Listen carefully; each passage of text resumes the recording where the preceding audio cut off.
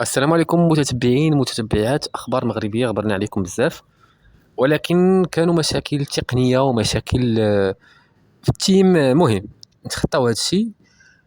اعياد بالمغرب هذا العام احتمال كبير ان بزاف د المغاربه ما غاديش يعيدوا، حيت ثمن الاضحيه كثر بزاف وكبر بزاف مقارنه مع الاعياد السابقه، بحيث ان ولا خروف ديال 1500 الف درهم ولا كيساوي 2500 درهم. يعني المغاربه ما غاديش يستطيعوا انهم يشريوا العيد.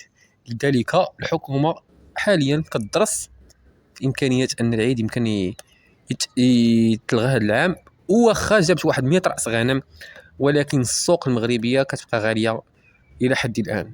لذا نتمنى ان شاء الله من الجميع يقدر يعيد ان شاء الله، ويكون الخير ان شاء الله منا لقدام. السلام عليكم، ما تنساش واحد الجيم وسبسكرايب.